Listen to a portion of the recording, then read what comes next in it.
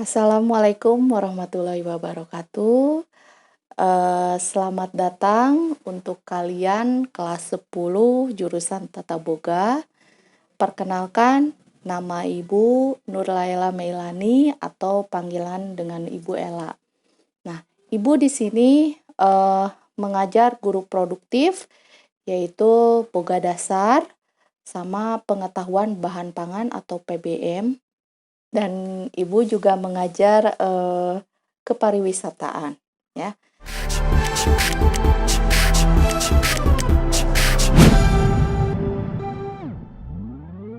Nah, di sini Ibu akan menerangkan tentang boga dasar dulu. Boga dasar itu apa sih sebetulnya? Kalian harus terlebih dahulu harus tahu apa itu boga dasar. Nah, pelajaran di boga dasar di sini, kalian itu nanti akan mengenal peralatan pengolahan makanan Indonesia. Nah, kalian itu apa ya namanya? eh Sebelum melakukan praktek itu harus tahu nama-nama alatnya apa, ya. Jadi kalian harus tahu nama-nama alatnya seperti apa, soalnya nanti kalau kalian nanti pas PKL itu jangan memalukan. Jadi kalian harus tahu nama-namanya. Terus yang kedua itu prinsip dasar pengolahan makanan. Prinsip dasar pengolahan makanan di sini eh kalian itu nanti akan tahu tentang eh frying itu apa, terus streaming itu apa, dan lain-lain. Jadi ada cara-cara pengolahan memasak itu, jadi tidak hanya pemanasan, perebusan, dan lain-lain. Kalian nanti akan lebih luas. Nah, seperti itu. Terus ada bumbu dasar masakan Indonesia. Bumbu dasar masakan Indonesia di sini terdiri dari bumbu kuning, bumbu merah, bumbu putih. Nah, jadi sebelum kalian mengolah makanan itu terlebih dahulu harus mengolah dulu bumbu dasarnya dulu. Jadi ya istilahnya kita tidak usah membeli racik yang udah ada, yang udah jadi. Emang ada, sekarang zamannya praktis ya, tinggal beli bumbu racik dimasukin, udah. Nah, lebih enaknya, lebih afdolnya itu kita membuat bumbu yang alami, yaitu bumbu dasar putih, merah, dan kuning. Nah, yang selanjutnya itu sambal Indonesia. Nah, sambal Indonesia itu kalian tidak hanya mengenal sambal terasi aja. Di sini ada 9 sambal Indonesia loh. Ada sambal dabu-dabu, sambal manta, sambal kecap, terasi, terus sambal padang, sambal apalah nanti kita praktekkan kalau memangnya sudah semua kondusif ya di sekolah. Nah, yang bab 5 itu ada garnis makanan. Nah, garnis makanan di sini kalian nanti di hotel itu akan membuat garnis, atau enggak nanti kalau pada saat kalian ada praktek akan membuat garnis yang lebih unik. Apa itu garnis? Itu garnis itu bisa dari buah-buahan, bisa dari sayuran, atau enggak dari apa gitu. Nah, itu. Jadi si garnisnya itu ada yang bisa dimakan dan ada yang untuk hiasan aja. Intinya tujuannya garnis itu agar menarik konsumen. Wah, padahal makanannya biasa aja, tapi kalau udah diuniknya dengan garnis akan lebih menarik. Nah, seperti itu ya. Kurang lebih seperti itu.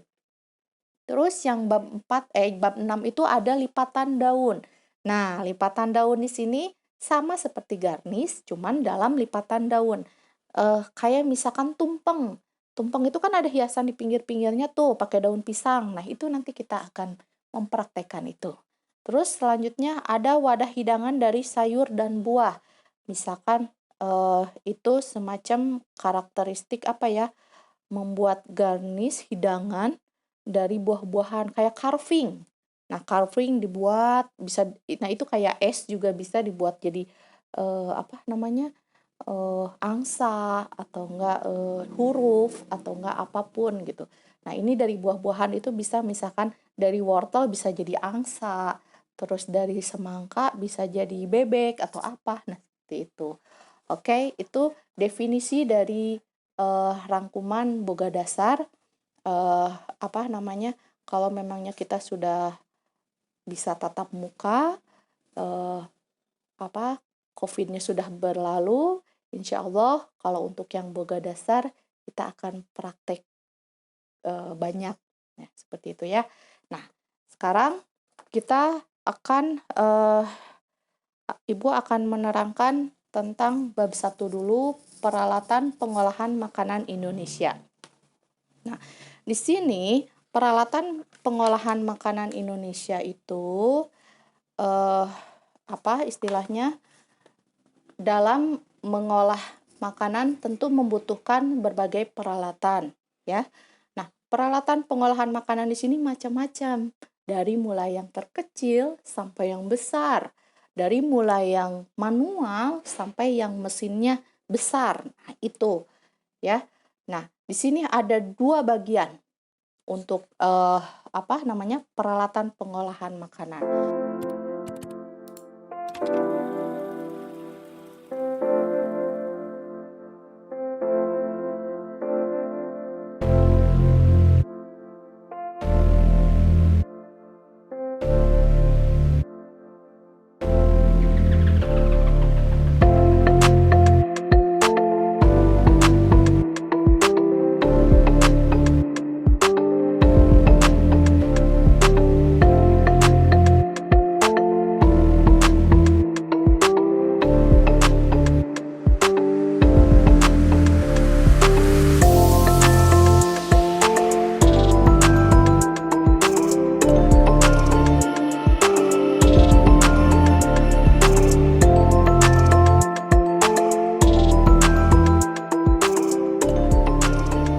Di dalam memilih peralatan pengolahan makanan, diperlukan juga beberapa syarat.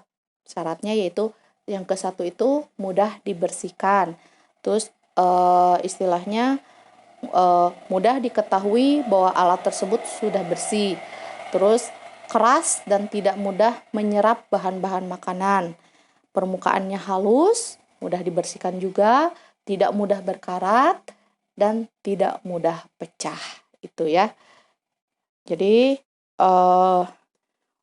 itulah nama-nama alat yang kalian harus ketahui nanti pada saat di kitchen, pada saat praktek, pada saat PKL di hotel, harus hafal ya. Itu baru sedikit ya, belum yang lain-lainnya nanti kalian bisa searching sendiri. Terus di sini juga untuk peralatan alat itu tidak sembarangan ya. Kayak misalkan frying pan itu dicucinya itu tidak boleh pakai yang kasar, tapi harus pakai busa, spong busanya. Jadi biar permukaannya itu tidak rusak. Itu ya.